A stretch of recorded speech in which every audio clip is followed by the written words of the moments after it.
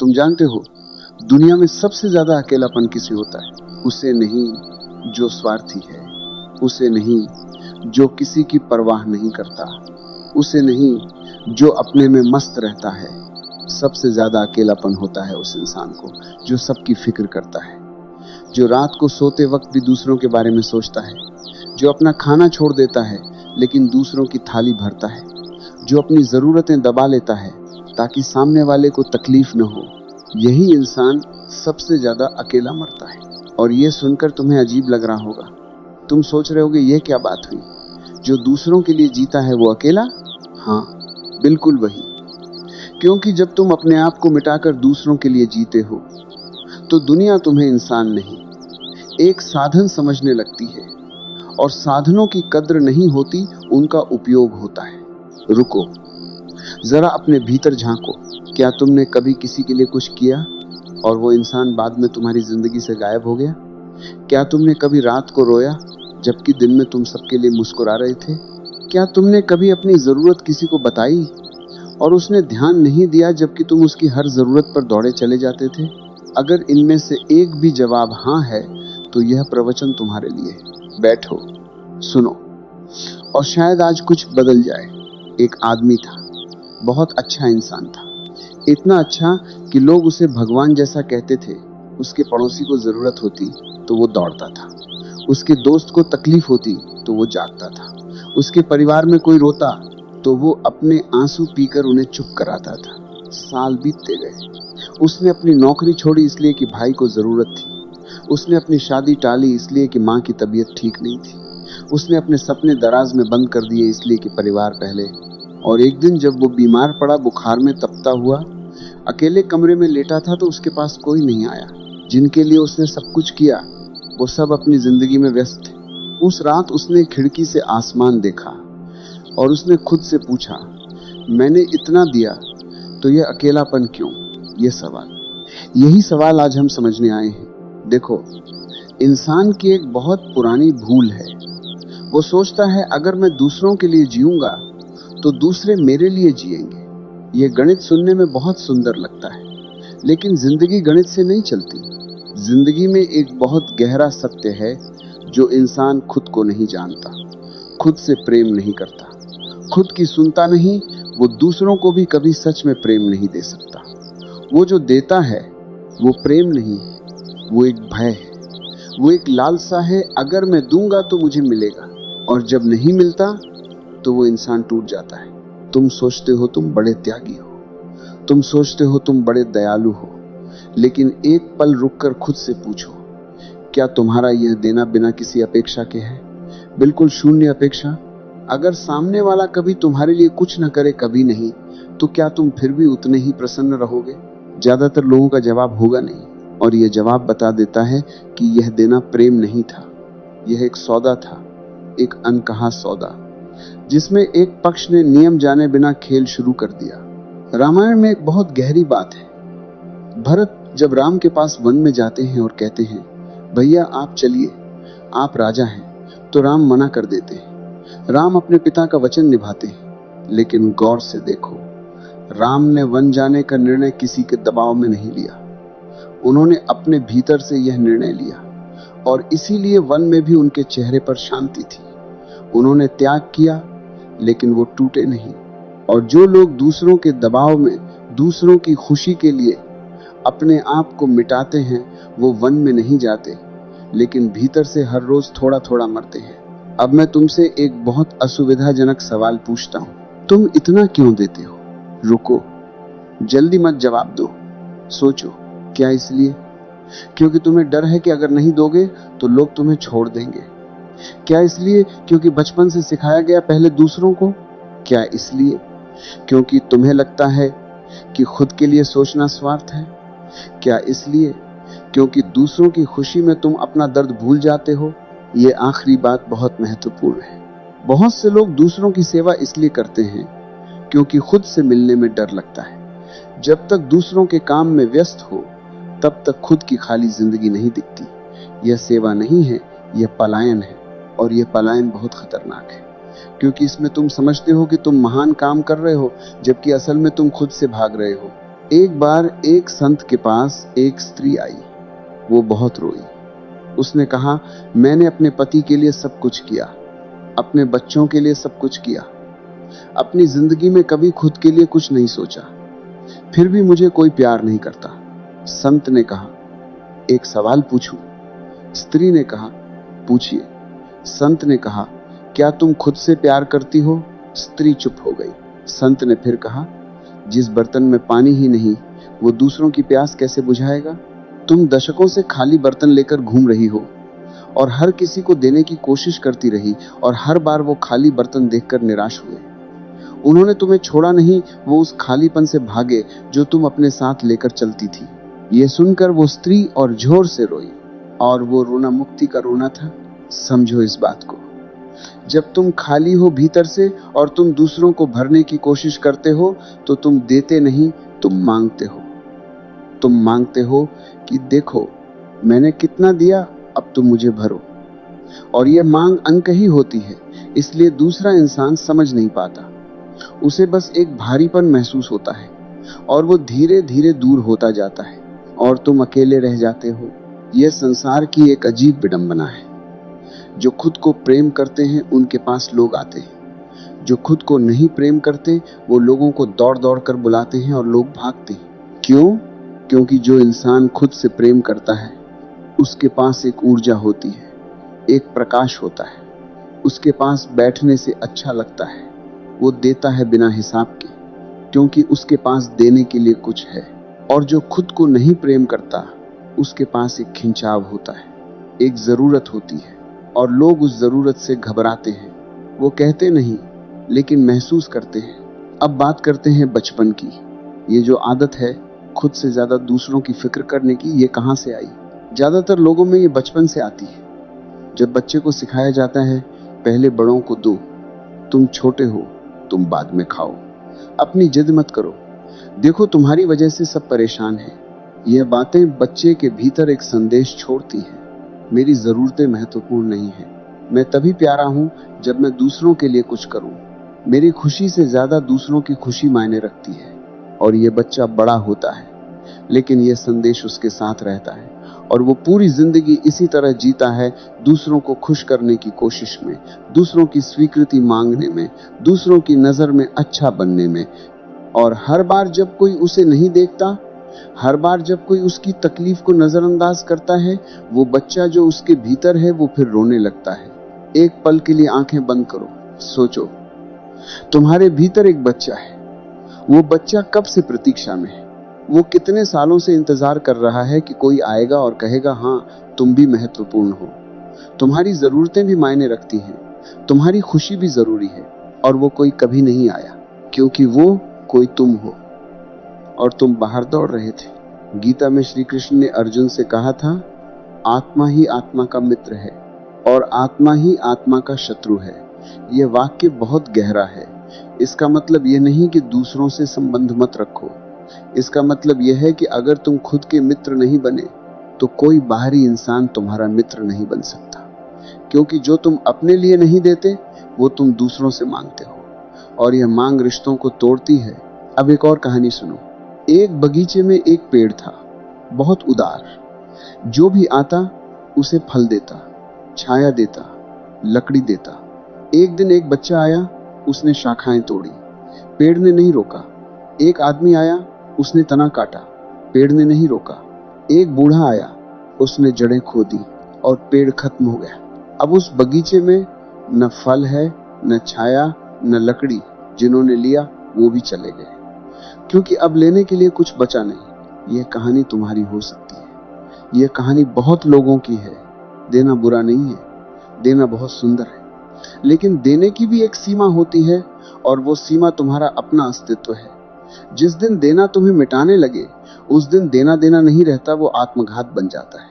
और कोई भी धर्म, कोई भी शास्त्र, कोई भी संत आत्मघात को पुण्य नहीं कहता। सोचो, क्या तुमने कभी किसी को न कहा, और न कहने के बाद तुम्हें कैसा लगा? घबराहट, अपराध बोध, डर। अब वो नाराज हो जाएगा, अब वो मुझे बुरा समझेगा। ये न कह पाने की बीमारी, यही सबसे बड़ी बीमारी है। और इस बीमारी का नाम है आत्म अस्वीकृति। तुमने खुद को इतना कम आंका है कि तुम्हें लगता है तुम्हारा न कहना एक अपराध है। लेकिन सच यह है, न कहना सबसे बड़ा प्रेम है। जब तुम न कहते हो, तुम दूसरे इंसान को बताते हो, मेरी भी एक सीमा है, मेरा भी एक अस्तित्व है और मैं अपने अस्तित्व का सम्मान करता हूं। और जो इंसान अपने अस्तित्व का सम्मान करता है, दुनिया उसका सम्मान करती है। और जो इंसान खुद को मिटाता है, दुनिया उसे मिटाती है। यह क्रूर सत्य है, लेकिन सत्य। अब बात करते हैं एक और गहरी बात की। तुम दूसरों की इतनी फिक्र क्यों करते हो? इसका एक और कारण है, और यह कारण और भी गहरा है। तुम्हें खुद पर भरोसा नहीं है। हाँ, तुम्हें यकीन नहीं है कि तुम बिना कुछ दिए, बिना कुछ किए, सिर्फ इसलिए प्यारे हो सकते हो क्योंकि तुम हो।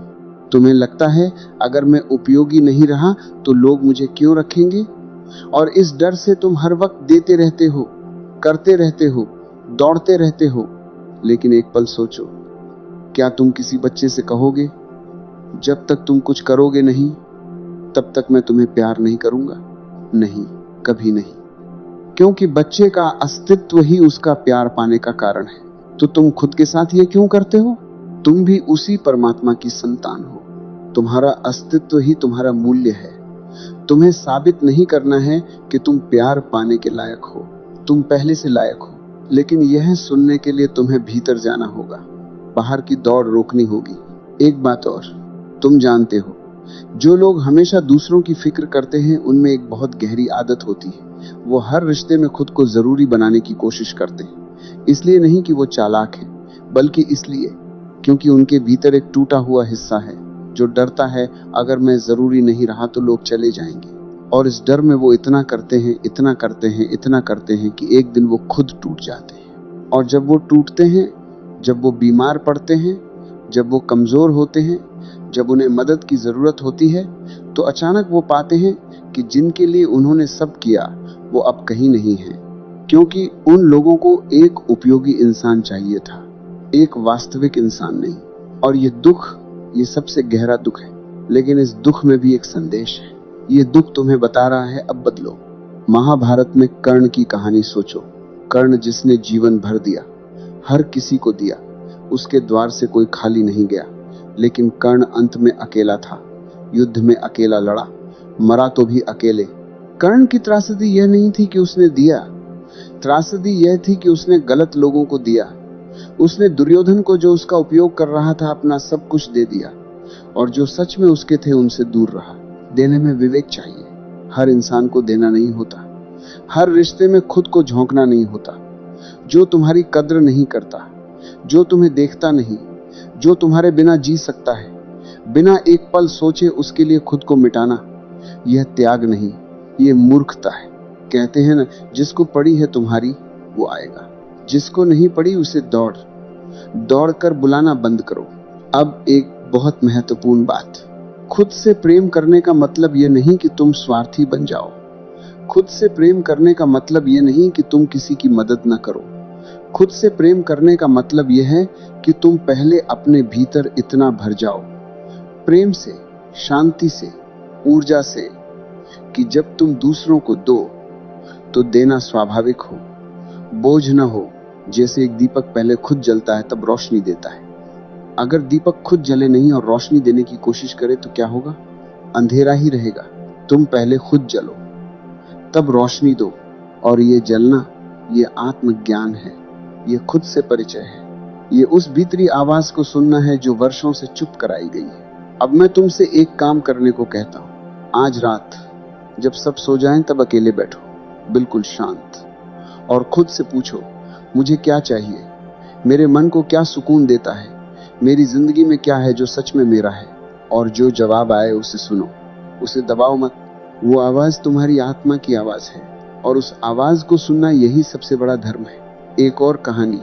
एक नदी थी, बहुत उदार, सबको पानी देती थी, खेतों को, जानवरों को, इंसानों को। लेकिन एक दिन उसने देखा कि उसका पानी कम होता जा रहा है। ऊपर से बादल नहीं आ रहे, और वो जितना दे रही है उतना वापस नहीं आ रहा। वो नदी धीरे धीरे सूखने लगी, और जब वो सूख गई तो खेत सूख गए, जानवर मरे, इंसान दूर चले गए, जो नदी अपने किनारों की रक्षा नहीं करती, वो अंत में सबको खो देती है। तुम भी एक नदी हो। अपने किनारे बनाओ, अपनी सीमाएं बनाओ। यह सीमाएं दीवारें नहीं हैं, यह बांध हैं जो तुम्हें बचाते हैं ताकि तुम बह सको, ताकि तुम देते रह सको। सीमाएं बनाना कमजोरी नहीं है, यह सबसे बड़ी समझदारी है। अब एक और गहरी बात, तुम जब हर वक्त दूसरों की फिक्र में डूबे रहते हो तो तुम एक काम नहीं करते, तुम अपनी जिंदगी नहीं जीते। तुम्हारे पास एक ही जीवन है, एक।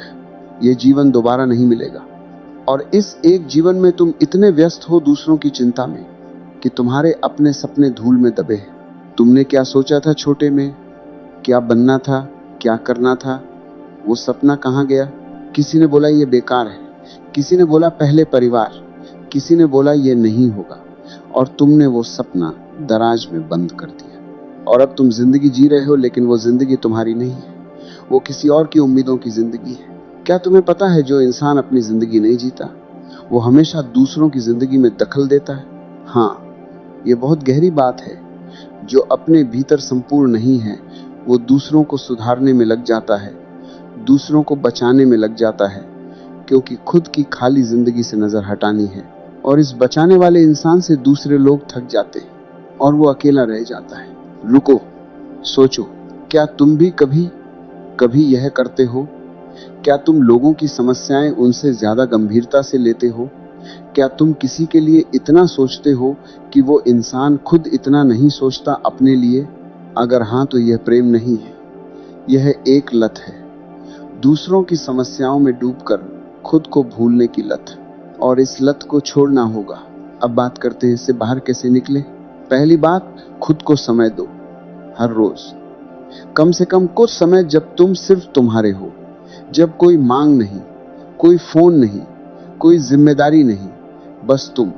इस समय में बैठो, सांस लो, अपने भीतर देखो। शुरुआत में यह असहज लगेगा, क्योंकि तुम इस खालीपन से डरते हो, लेकिन यही खालीपन तुम्हारी असली संपत्ति है, इसी में तुम मिलोगे। दूसरी बात, न कहना सीखो। धीरे धीरे एक बार से शुरू करो। जब अगली बार कोई तुमसे कुछ मांगे और तुम्हारा मन न हो, तो कहो, नहीं, इस बार मैं नहीं कर सकता। बस इतना। देखो क्या होता है। शायद वो इंसान नाराज हो, शायद चला जाए, लेकिन जो इंसान तुम्हारे एक नन से चला जाता है, वो कभी तुम्हारा था ही नहीं। तीसरी बात, अपनी जरूरतों को आवाज दो। जब तुम थके हो, कहो, मैं थका हूं। जब तुम्हें मदद चाहिए, मांगो। जब तुम्हें अच्छा नहीं लग रहा, किसी को बताओ। यह कमजोरी नहीं है, यह मनुष्यता है। और जो इंसान अपनी जरूरतें छुपाता है, वो दूसरों को भी अपने पास नहीं आने देता, वो एक अदृश्य दीवार बना लेता है। चौथी बात, उन रिश्तों को देखो जो एक तरफा है, जहां सिर्फ तुम देते हो, जहां सिर्फ तुम याद करते हो, जहां सिर्फ तुम झुकते हो। उन रिश्तों से धीरे धीरे बिना नफरत के दूरी बनाओ। यह क्रूरता नहीं है, यह आत्मसम्मान है। और पांचवी बात, और यह सबसे महत्वपूर्ण है, उस परमात्मा से, उस चेतना से, उस ऊर्जा से जुड़ो जो तुम्हारे भीतर है। चाहे तुम उसे भगवान कहो, चाहे आत्मा कहो, चाहे अंतरात्मा कहो। जब तुम बाहर से नहीं, भीतर से भरते हो, तो तुम्हें किसी की स्वीकृति की जरूरत नहीं रहती। तुम दूसरों को प्रेम करते हो, लेकिन उनकी प्रतिक्रिया से तुम्हारी शांति नहीं बदलती। यही मुक्ति है। एक छोटी सी बात याद है, बचपन में जब हवाई जहाज में बताते हैं, पहले अपना ऑक्सीजन मास्क लगाओ, फिर बच्चे को। क्यों? क्योंकि अगर तुम बेहोश हो गए तो बच्चे को कौन बचाएगा? यही जीवन का नियम है। पहले खुद को बचाओ, पहले खुद को भरो, पहले खुद को जगाओ, तब दूसरों के काम आओ। एक आखिरी बात, और यह सुनकर शायद कुछ लोगों को धक्का लगे, अगर तुम अपना ख्याल नहीं रखते तो तुम उन लोगों के साथ भी अन्याय कर रहे हो जिन्हें तुम प्यार करते हो। हाँ, जब तुम टूट जाओगे, जब तुम बीमार पड़ोगे, जब तुम उदास और खाली हो जाओगे, तो तुम उनके लिए क्या करोगे? एक थका हुआ, टूटा हुआ, खाली इंसान क्या देगा? खुद का ख्याल रखना यह स्वार्थ नहीं है, ये एक जिम्मेदारी है उन सभी के प्रति जिन्हें तुम प्यार करते हो। तो अब अभी से एक निर्णय लो। ये निर्णय बड़ा नहीं है, बहुत छोटा है। बस ये कहो भीतर से, मैं भी मायने रखता हूँ, मेरी जिंदगी भी महत्वपूर्ण है, मेरी खुशी भी जरूरी है, मेरे सपने भी सच्चे हैं और मैं खुद से प्रेम करने का पात्र हूं। बस इतना। यह एक वाक्य, अगर तुम इसे सच में महसूस करो तो आज की रात से तुम्हारी जिंदगी बदलने लगेगी, धीरे धीरे, चुपचाप, भीतर से। और जब तुम बदलोगे तो तुम पाओगे कि जो रिश्ते सच्चे थे वो और गहरे हो गए और जो झूठे थे वो खुद चले गए। और ये जाना, ये दुख नहीं होगा, ये राहत होगी, क्योंकि तुम अब उन रिश्तों में अपनी ऊर्जा नहीं लगाओगे जो तुम्हें मिटाते थे।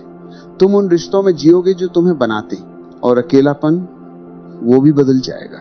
जब तुम खुद के साथ होते हो, सच में होते हो, तो अकेलापन नहीं रहता।